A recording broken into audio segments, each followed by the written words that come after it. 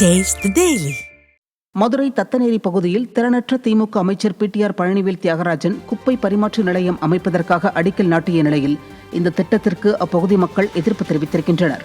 தத்தநேரி பகுதியில் குப்பை பரிமாற்ற நிலையம் அமைக்கும் திட்டம் தொடங்கி வைக்கப்பட்டுள்ளது. இதற்கு எதிர்ப்பு தெரிவித்த அப்பகுதி மக்கள் திறனற்ற திமுக அமைச்சரிடம் கேள்வி கேட்டதற்கு அவர் தனக்கு நேரமாகிறது என கூறி அங்கிருந்து சென்றுள்ளார். பின்னர் அங்கு வந்த 22வது வார்டு திமுக கவுன்சிலர் மகாலட்சுமியின் கணவர் நவகோடி பொதுமக்களை மிரட்டிச் சென்றார். திறனற்ற திமுக அரசு மக்கள் நலனில் அக்கறை இல்லாமலும் அவர்களுக்கு தேவையானதை செய்யாமலும் அராஜக போக்குடன் செயல்படுவதாக மக்கள் குற்றம் சாட்டியுள்ளனர். சொத்து பிரச்சனையில் புகார் அளித்த பெண்ணை மிரட்டிய காவல் ஆய்வாளருக்கு 50,000 ரூபாய் அபராதம் விதித்து மாநில மனித உரிமைகள் ஆணையம் உத்தரவிட்டுள்ளது. ஷெனாய் நகரை சேர்ந்த பிரியதர்ஷினி என்பவர் தந்தை மற்றும் சகோதரருடன் ஏற்பட்ட சொத்து பிரச்சினை தொடர்பாக கடந்த 2023ஆம் ஆண்டு கோவை ரேஸ்கோர்ஸ் காவல் நிலையத்தில் புகார் அளித்தார். அந்த புகாரை முறையாக விசாரிக்காமல் காவல் ஆய்வாளர் சாந்தமூர்த்தி என்பவர் பிரியதர்ஷினியையும் அவரது கணவரையும் மிரட்டியுள்ளார்.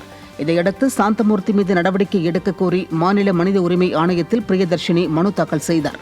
அந்த மனுவை விசாரித்த ஆணையம் பிரியதர்ஷினிக்கு தமிழக அரசு 50,000 ரூபாய் இழப்பீடு வழங்க வேண்டும் என்றும் அந்த தொகையை சாந்தமூர்த்தியிடமிருந்து வசூலித்துக் கொள்ளலாம் என்றும் உத்தரவிட்டது. மேலும் காவல் ஆய்வாளர் சாந்தமூர்த்தி மீது ஒழுங்கு நடவடிக்கை எடுக்க வேண்டும் என்றும் உத்தரவிட்டுள்ளது. கடலூர் மாவட்டம் புவனகிரியில் சத்துணவு உதவியாளர் நேர்முக தேர்வில் வடை தேநீரை சாப்பிடுவதிலேயே அதிகாரிகள் ஆர்வம் காட்டினர். வருவாய்த்துறையினர் மற்றும் வட்டார வளர்ச்சி அதிகாரிகள் முன்னிலையில் நடைபெற்ற நேர்முக தேர்வில் 11 காலி பணியிடங்களுக்கு 93 விண்ணப்பதாரர்கள் பங்கேற்றனர்.